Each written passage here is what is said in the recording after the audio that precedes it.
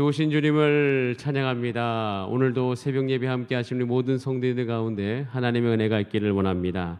이번 주간은 새벽 예배는 제가 수요와 금찬, 김재호 목사님과 유지영 전사님께서 말씀을 각각 숨겨주십니다.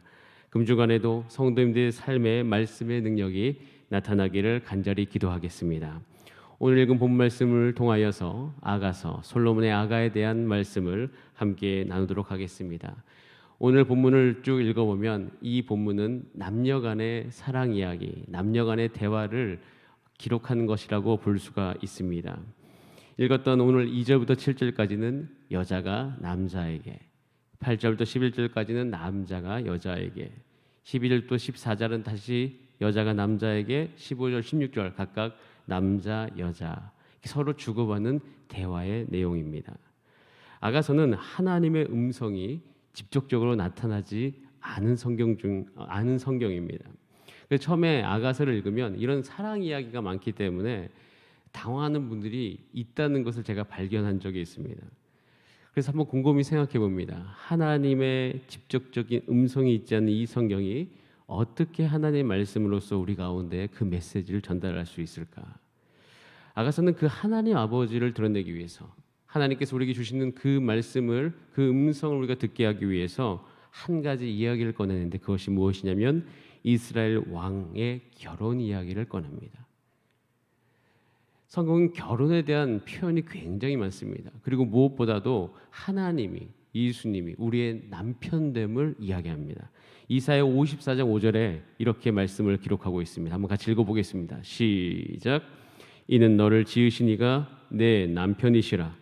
그의 이름은 만군의 여호와이시며 내 구속자는 이스라엘의 거룩한 이시라. 그는 온 땅의 하나님이라 일컬음을 받으실 것이라. 하나님이 우리의 남편 되심을 지속적으로 이야기합니다. 그래서 여러분 한번 남편이라는 것으로 한번 검색을 해보시면 하나님과 우리와의 관계가 자세하게 표현되어 있는 것을 볼 수가 있습니다. 여러분 전도서를 거쳐서 우리는 아가서를 왔습니다. 그러니까 전도서는 정말 최고의 행복이 무엇인지 그 행복을 찾아라.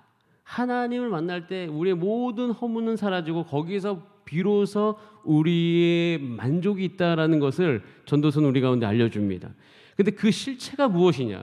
과연 그것이 우리 삶 가운데 나타나는 실체가 무엇이냐라는 것을 질문을 해볼 때 아가서는 그 실체에 대해서 이것이다 라고 답을 하고 있는 것입니다. 신랑 되신 주님과 계속 사랑의 교제를 하는 것, 남편 되신 그 하나님과 우리가 지속적으로 교제하며 살아가는 것, 그것이 우리의 만족이요 행복이다라고 이야기하고 있는 것입니다. 그래서 그 실체, 하나님과 교제하는 삶의 아름다움의 행복의 그 실체를 드러내기 위해서 가장 실제적인 이야기를 하는 것이죠. 그것이 바로 결혼 이야기인 것이에요. 근데 이 결혼은 굉장히 특별합니다.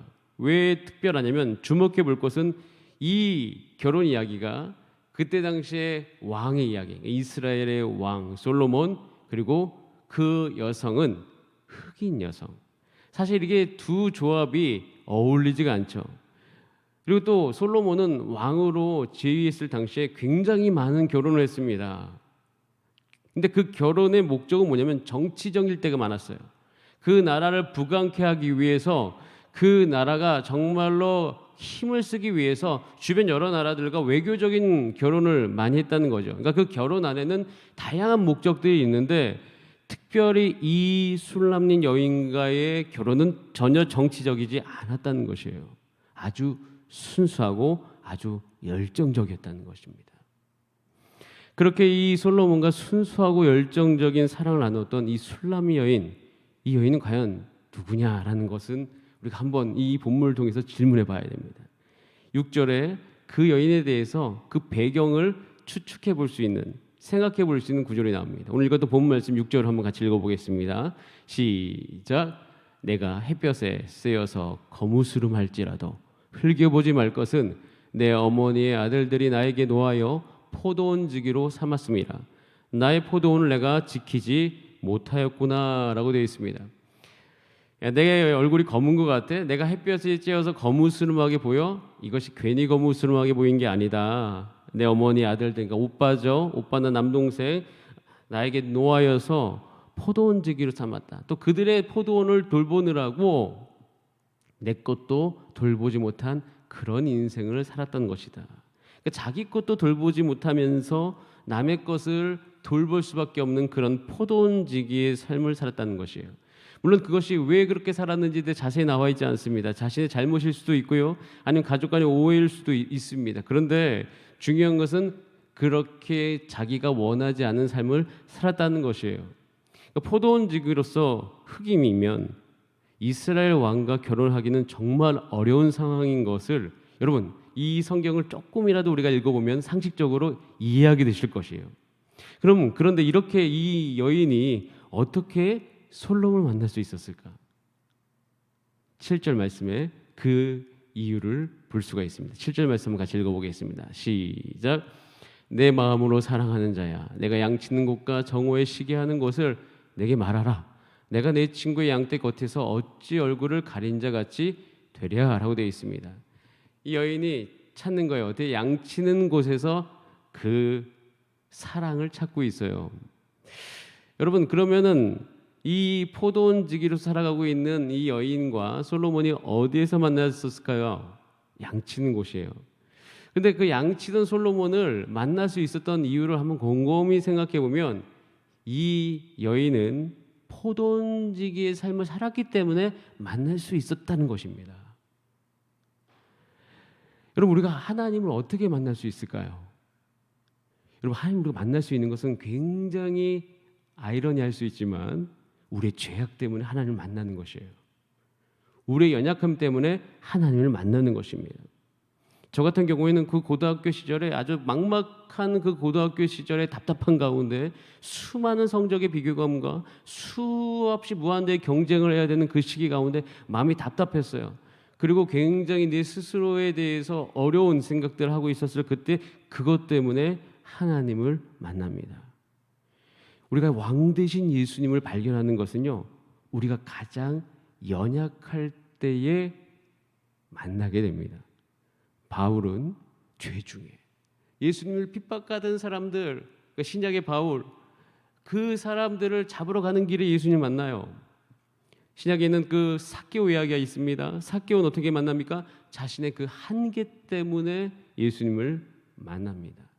그러니까 술람이 여인은 자신의 그 연약함이라고 이야기했습니다. 얼굴이 검고 그리고 그 가족들로부터 소외되어 살았던 그 문제 때문에 솔로몬을 만날 수 있다는 것이에요. 그러니까 이런 관계들을 잘 생각하면 이 성경이 우리 가운데 주는 메시지는 분명합니다. 그것은 무엇이냐면 여러분들이 오늘 생각하는 그 문제 있지 않습니까? 오늘 여러분 자녀의 문제가 혹시 해결되지 않은 문제가 있습니까? 재정의 문제가 있어요? 여러분 마음의 문제가 있습니까? 그래, 여러 가지 문제들인데 그 문제가 어떤 문제가 될 수 있냐면 그것으로 말미암아 하나님을 만날 수 있다는 새로운 시각을 가지라는 것이에요.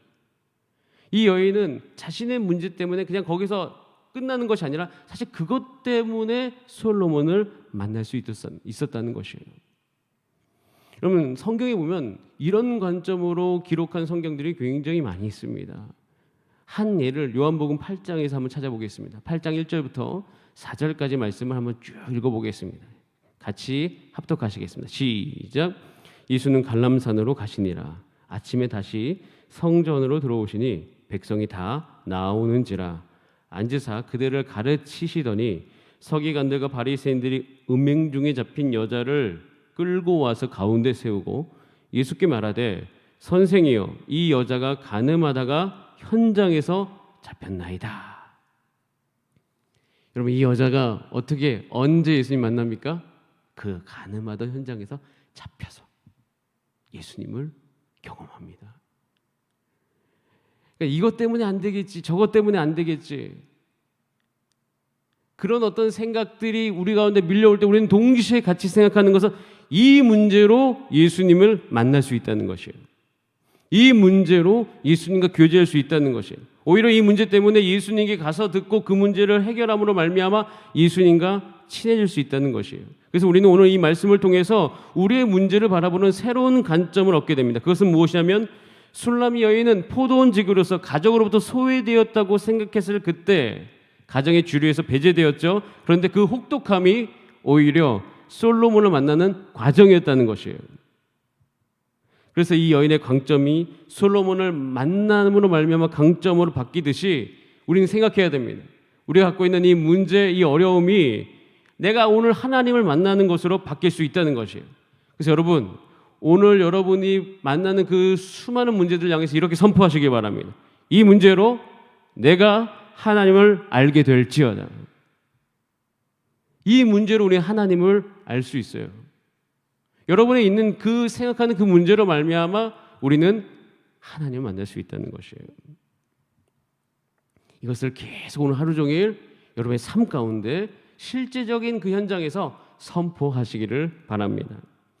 여러분, 그러면 술람 여인이 이제 만났습니다. 이제 만나고 난 다음에 어떻게 이 술람 여인이 그렇게 솔로몬에게 매력적일 수 있었을까요? 8절부터 10절까지 보면 굉장히 아주 아름다운 언어로 그 여인의 아름다움을 표현하고 있습니다. 우리 한번 같이 읽어보겠습니다.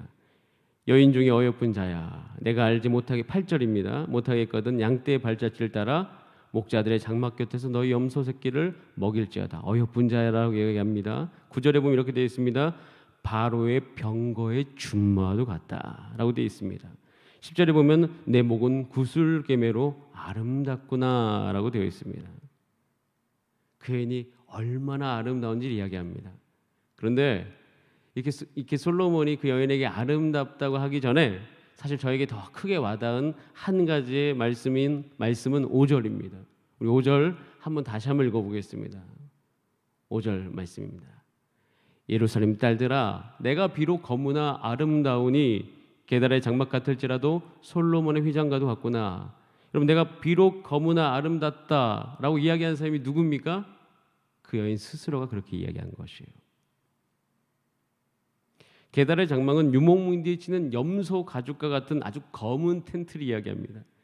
너희들이 보기에는 게달의 장막과도 같지만 나는 솔로몬의 휘장 같다. 여러분, 우리가 오늘 우리 스스로 하나님 앞에서 이렇게 생각할 수 있습니다. 나는 스스로 어제 지은 죄로 말미암아 하나님 앞에 나아가기에 자격이 없어. 하나님이 내게 복을 주셔야 되는데 내가 복 받을 이유가 없어. 나는 사랑받을 자격이 없어. 나는 이런 연약함 때문에 어떠한 상황에서도 이겨낼 수가 없어.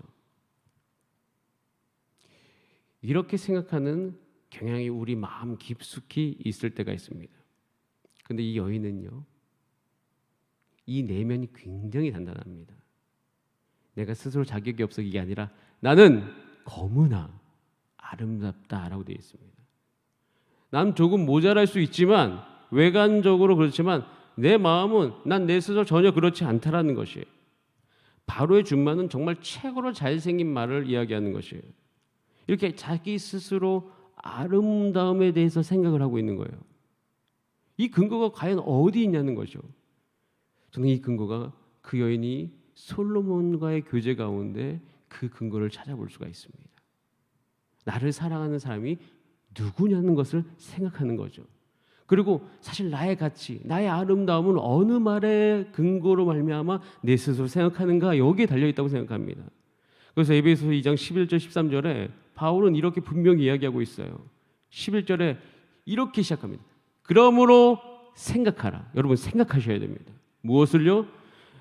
그때 너희는 육체로는 이방이요 손으로는 할례를 받지 않은 사람이다. 그런데 어떻게 해요? 13절에 이제는 13절 2장 13절에 이렇게 되어 있습니다. 이제는 전에 멀리 있던 너희가 그리스도 예수 안에서 그리스도의 피로 가까워졌다는 것을 이야기해요. 에베소서를 쭉 읽어보면 에베소서 1, 2장을 한번 여러분 오늘 읽어보시면 한 가지 분명히 아는 것은 무엇이냐면 내가 누구인지를 알게 되어져요. 그런데 그것을 읽으면서 어떻게 내가 이 정도까지 돼? 라고 생각하는 경우가 있어요. 아니요, 그렇지 않습니다. 하나님이 그렇게 우리를 칭하시는 거거든요.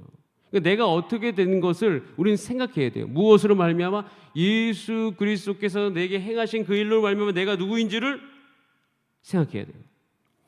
우리는요, 예수 그리스도 안에서 내가 누구인지를 아는 지식은요, 우리의 아름다움을 결정합니다. 내가 얼마나 아름다워요? 그것은 내가 예수 그리스도 안에 있다는 그 지식으로 말미암아 알 수 있는 것이에요. 내가 얼마나 존귀합니까? 그것은 그 지식으로 말미암아 아는 거예요. 예수님을 아는 지식으로, 예수님이 내게 무슨 말씀하셨는지, 예수님이 나를 어떻게 여기시는지, 오늘 예수님은 나를 향하여서 무슨 생각을 하고 계신지 그것을 알므로 말미암아 내 아름다움이 결정되는 것이에요. 여러분, 이 여인은요 자신의 아름다움을 재발견합니다. 여러분, 솔로몬 왕은요, 솔로몬은 이런 여인에게 매력을 느끼는 거예요.